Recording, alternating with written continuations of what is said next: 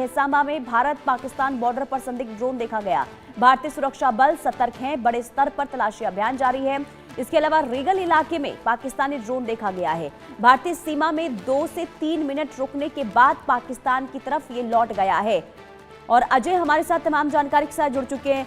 अजय, संदिग्ध पाकिस्तानी ड्रोन ये सीमा पार में देखा गया है, क्या जानकारी से लेकर है? देखिए, बिल्कुल मैं आपको बता दूं कि ड्रोन लगातार जो है वो पाकिस्तान की तरफ से भारतीय क्षेत्र में जो है उसके ऊपरी इलाकों में देखे जा रहे हैं। दरअसल जो जानकारी है उसके मुताबिक लगातार ड्रोन एक्टिविटी जो है वो बॉर्डर पर बढ़ी है और इसके पीछे की मंशा कहीं ना कहीं पाकिस्तान की जो पहले रही है, जम्मू कश्मीर में जो आतंकी गतिविधियों के लिए हथियार और ड्रग्स की स्मगलिंग या फिर ड्रोन के जरिए सर्विलेंस करना हो सकता है। बीती रात की ये घटना है जब एक पाकिस्तानी ड्रोन जो है सस्पेक्टेड ड्रोन माना जा रहा है, क्योंकि एक बॉर्डर के इलाके में एक आसमान से पाकिस्तान की तरफ से एक रोशनी जो है वो भारतीय क्षेत्र में जम्मू कश्मीर के सांबा सेक्टर में देखी गई। उसके तुरंत बाद जब ये रोशनी देखी गई तो बीएसएफ ने और जम्मू कश्मीर पुलिस ने पूरे इलाके में हाई अलर्ट किया और इस पूरे इलाके की को जो है वो इस चीज के लिए अलर्ट कर दिया गया कि अगर कोई भी ड्रॉपिंग होती है तो उसको देखा जा सके। ये इलाका जो पड़ता है गगवाल पुलिस स्टेशन के अंतर्गत पड़ता है, रिगाल पोस्ट है ये बीएसएफ की, जिस इलाके में ये देखा गया था। और सुबह तड़के जो है आपको बता दूं कि पूरे इलाके में तलाशी अभियान और चल रहा है, जिसमें जम्मू कश्मीर पुलिस और बीएसएफ जो है वो काम कर रही है इस चीज को सुनिश्चित करने के लिए कि अगर ड्रोन जैसी चीज जो है वो रात को इस इलाके में देखी गई थी तो इस जो उसे अगर कोई भी ड्रॉपिंग हुई है, यानी कि कोई विस्फोटक या कोई ड्रग्स यहाँ पे ड्रॉप की गई हैं तो उसको ढूंढा जा सके। लगातार आपको बता दूं कि अंतर्राष्ट्रीय सीमा हो एलओसी के इलाके में इसी तरह से ड्रोन जो देखे गए हैं, जिसको लेकर पूरे इलाके में सतर्क जो है वो बीएसएफ और सेना के जवान हैं, ताकि पाकिस्तान के नापाक इरादे जो है वो नाकाम किए जा सकें। नहीं, इरादे नाकाम किए जाए, चेतावनी भी देखिए बार बार पाकिस्तान को दी जा रही है अजय, लेकिन इसके बावजूद भी एलओसी पर जिस तरीके से हलचल बढ़ी है पाकिस्तान की ओर से, खास करके देखिए घुसपैठ करने की कोशिश भी आतंकियों की तरफ से हो रही है। इसके अलावा ड्रोन का बार बार दिखना ये साफ तौर पर बता रहा है कि पाकिस्तान अपनी हरकतों से पीछे हटने वाला नहीं है, ना ही बाज आएगा वो। देखिए, बिल्कुल आप सही कह रही हैं। जिस तरीके से ये हो रहा है इससे एक चीज तो साफ है कि पाकिस्तान भारत में जम्मू कश्मीर में आतंकी गतिविधियों को बढ़ाने की और शांति भंग करने के प्रयास में लगातार लगा हुआ है। मगर सुरक्षा एजेंसियां जो है वो लगातार सतर्क हैं पाकिस्तान की किसी भी नापाक कोशिश को नाकाम करने के लिए। बीती रात भी जब इस इलाके में ड्रोन देखा गया तो बीएसएफ जो है वो पहले से अलर्ट थी, उसने तुरंत जो है मोर्चा संभाला और इस चीज को सुनिश्चित किया कि ड्रोन के जरिए अगर कोई मूवमेंट यहाँ पे हो रही है, ड्रोन के जरिए कोई घुसपैठ करवाने की कोशिश हो, क्योंकि ड्रोन के जरिए स्पाइंग करके ये देखा जाता है कि क्या बीएसएफ के जवान इन इलाकों में हैं, कोई लूप होल ढूंढने का प्रयास किया जा सकता है। इसके अलावा ड्रोन के जरिए जो है वो यहाँ पर विस्फोटक या वेपन या ड्रग्स को ड्रॉप करने की कोशिश की जाती है, जो पहले भी किया हुआ है। तो ऐसे में उन तमाम चीजों को रोकने के लिए भी तैयारी यहाँ पर पूरी कर ली गई थी। बिल्कुल, देखिए 2 से 3 मिनट तक सीमा पर रहना और इसके बाद वापस लौट जाना, ये तमाम तरीके से अजय ये बताता है कि पूरी देखिए यहाँ पर निगरानी इस वक्त पाकिस्तान की तरफ से हो रही है कि कैसे पाकिस्तान भारत पर नजर बनाई जाए और कैसे मौका मिले और यहाँ पर अशांति फैलाई जाए। लेकिन बार बार वो अपने मंसूबों में नाकाम साबित हो रहा है और इसके बावजूद भी ये हरकतें करना ये साफ तौर पर ये बता रहा है कि यानी कि ऑपरेशन सिंदूर 2.0 जिसकी बार बार भारत बात कर रहा है और ये भी कहा गया है कि अगर हरकत करेगा तो मुंह तोड़ जवाब भी दिया जाएगा, लेकिन इसके बावजूद भी इस तरीके से बार बार यहाँ पर ये कदम उठाना आखिर क्या पाकिस्तान की ओर से करने की कोशिश हो रही है, क्या ये बताना चाहता है? देखिए, एक चीज बड़ी साफ है, जिस तरीके से ये बौखलाहट पूरीता दिख रही है पाकिस्तान की। ऑपरेशन सिंदूर में जो नुकसान पाकिस्तान को हुआ, पाकिस्तानी सेना के जो लोग मारे गए, पाकिस्तानी आतंकी ठिकाने ध्वस्त हुए, उसके बाद कहीं ना कहीं पाकिस्तान की मंशा जो है वो जम्मू कश्मीर को दहलाने की फिर से है, ताकि वो अपना बदला ले सके। मगर एक चीज पाकिस्तान को समझनी होगी कि अगर पाकिस्तान इस तरह की कोशिशों को नहीं रोकेगा तो ऑपरेशन सिंदूर में जो कुछ ही दिनों में रोका गया था पाकिस्तान के घुटनों पर आने के बाद, अगली बार का जो ऑपरेशन होगा वो दशा और दिशा पाकिस्तान की बदल देगा। ये बड़ी स्पष्ट तौर पर सेना प्रमुख द्वारा कहा गया है। तो पाकिस्तान को ये चीज समझनी चाहिए और अगर इसी तरह से घुसपैठ की ड्रोन एक्टिविटीज और तमाम चीजों को नहीं रोका गया तो पाकिस्तान को इसका खामियाजा भुगतना होगा। और ये भी देखा गया अजय, ऑपरेशन सिंदूर के बाद जो गतिविधियां हैं आतंकियों की, वो काफी ज्यादा बढ़ी है जम्मू कश्मीर में, और घुसपैठियों को लेकर भी लगातार देखिए वहां पर जानकारी मिल रही है। इसके अलावा अब ड्रोन के जरिए जो अभी फिर जानकारी आई, इससे पहले कई दफा देखा गया है सीमा पर जब ड्रोन के जरिए पाकिस्तान जो है निगरानी करने की कोशिश बॉर्डर्स एरिया पर करता है।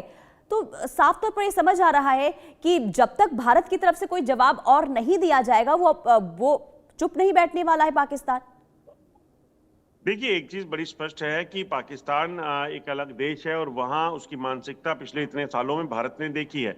मगर भारत की तरफ से ये किया जा रहा है कि अगर पाकिस्तान कोई हरकत करता है, पहलगाम हमले के बाद वहां पर आतंकी ठिकानों को ध्वस्त करना और उसके कई एयरबेसिस को तबाह करने का सिलसिला भारत ने जारी रखा था। जब पाकिस्तान घुटने पे आया, पाकिस्तान ने फायरिंग बंद करने की बात की तो शांति को किया गया। मगर वहीं अगर बात की जाए तो पाकिस्तान को जवाबी ठीक है, मैं आपको रोकना चाहूंगी अजय, वापस लौटती हूँ आपके पास। बड़ी खबर का रुख कर लेते हैं। अमित शाह ने घुसपैठियों को लेकर देखिए बड़ी चेतावनी दी और कड़ी कार्रवाई की चेतावनी दी गई है। बीएसएफ के स्थापना दिवस समारोह में अमित शाह ने हुंकार भरी और देश से एक एक करके घुसपैठियों को चुन चुन कर बाहर निकाला जाएगा, यह अमित शाह के द्वारा कहा गया। सीमा सुरक्षा को मजबूत करने का सरकार का ये संकल्प है। शाह ने घुसपैठ को देश की सुरक्षा के लिए खतरा बताया है। उसके बावजूद भी देखिए घुसपैठ की खबरें लगातार सामने आ रही है। अजय हमारे साथ बने हुए हैं। अजय देखिए बार बार अमित शाह की तरफ से चेतावनी, चलिए ठीक है, अब आगे आपको ये पूरी जानकारी दे दें घुसपैठ पर आखिर अमित शाह ने क्या कहा है। देखिए अमित शाह ने एक बार फिर से ये कहा कि एक एक करके घुसपैठियों को चुन चुन कर देश से बाहर निकालेंगे। दरअसल बीएसएफ की स्थापना दिवस के मौके पर गृह मंत्री अमित शाह की तरफ से घुसपैठियों को कड़ी चेतावनी यहां पर दी गई है और साफ तौर पर यह कहा गया है कि अगर देश में या फिर सीमा सुरक्षा को लेकर किसी भी तरीके से यहां पर कोई कायराना हरकत की जाती है तो उसका मुंह तोड़ भी जवाब दिया जाएगा। इसके अलावा घुसपैठियों को लेकर उन्होंने साफ तौर पर यहां पर कड़ी चेतावनी भी दी है कि एक एक घुसपैठियों को देश से बाहर निकालेंगे। मैं आज इस हीरक जयंती समारोह में बहुत स्पष्ट करना चाहता हूं कि हम इस देश में से एक एक घुसपैठिए को चुन चुन कर बाहर निकाले।